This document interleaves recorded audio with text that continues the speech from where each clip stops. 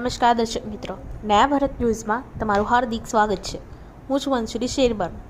ડભોઈ તાલુકાના શંકરપુરા જતી minor canal છેલ્લા ઘણા વર્ષોથી બંધ હાલતમાં પડેલી હોય તેમાં મોટા ગામડા પડી ગયેલા છે અને આ કેનાલ સીમાડામાં નાખેલી છે। ચોમાસાના વરસાદના પાણીથી નિર્ભર ખેતી કરતા હોય પિયાતની લાઈનો કરી નથી। પીવીસીને લાઈનો કરવામાં આવે અને આ વિસ્તારના 400 વીઘા જમીન જેટલી ખેતી ખેડૂતોને પાણી મળી રહે તેવી ખેડૂતોની માંગ ઉઠવા પામી છે। શું નર્મદા નિગમના અધિકારીઓ ધ્યાને જ આપતા નથી, જેને લઈને ખેડૂતોને હાલાકી ભોગવવાનો વારો આવે છે? જાણવા માહિતી વિગતો અનુસાર ડભોઈ તાલુકાના શંકરપુરા જતી માઇનોર કેનાલ છેલ્લા કેટલાક વર્ષોથી સીમાડાના ભાગે નાખેલી હોય જે ખોટી જગ્યા ઉપર આ લાઈન કરવામાં આવી છે અને કેનાલમાં પાણી આવતું નથી અને ઠેર ઠેર ભંગાણ થઈ ગયેલું હોય। પીવીસી પાઇપલાઇનનો કરવામાં આવે અને ખેડૂતોને પાણી મળતું રહે, માત્ર ચોમાસા દરમિયાન વરસાદના પાણીથી નિર્ભર ખેતી કરવી પડતી હોય। કેનાલનો કોઈ લાભ મળતો ન હોય, જેથી વહેલી તકે કેનાલ શરૂ કરવામાં આવે તેવી ખેડૂતોની માંગ ઉઠવા પામી છે। Bureau report Lalabhai Bhatiyara.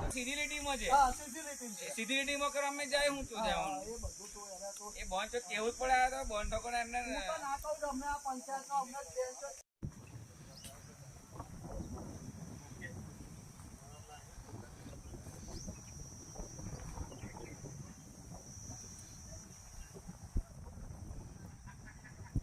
જે છે તેમાં શંકરપુરા આવે છે, જે છેલ્લા 5 વર્ષથી બંધ હાલતમાં છે।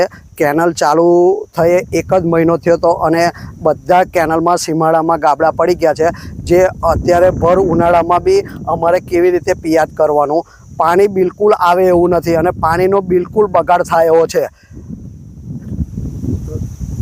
કઈથી કઈ કેનાલ આવેલી છે? 3 તલાવ મેઇન રોડ ઉપરથી શંકરપુરા સીમમાં આ કેનાલ આવેલી છે, પણ તે એકે જગ્યાએ ચાલુ હાલતમાં છે નહીં। બધા જ આખી કેનાલ ગાબડા અને સીમાડામાં નાખેલી છે, સારી જગ્યાએ નાખેલી નથી।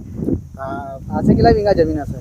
આશરે 400 વીઘા જમીન છે અને આ કેનાલ નાખી અને કેનાલ નાખ્યા પછી જે પીવીસીની લાઈન બી કરીને તે જે ખેતરમાં પિયાત આલવાનું હતું એ ખેતરમાં લાઈનો કરી જ નથી સાહેબોએ, અને જય આગળ અલગ અલગ ખેતરોમાં લાઈનો કરી દીધી, જય 2 લાઈનો હતી ત્યાં। અને જ્યાં તમારી શું માંગ છે? અમારી એક જ માંગ છે કે જ્યારે અત્યારે આ કેનાલ ચાલુ કરે અને જે પીવીસીની લાઈનો જે ખેતરો બાકી છે એ ખેતરની પીવીસીની લાઈનો કરી આલવા વિનંતી।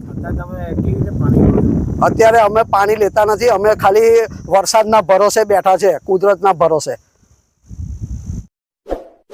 इस वीडियो को लाइक करें, हमारे चैनल को सब्सक्राइब कर बेल आइकन जरूर प्रेस करें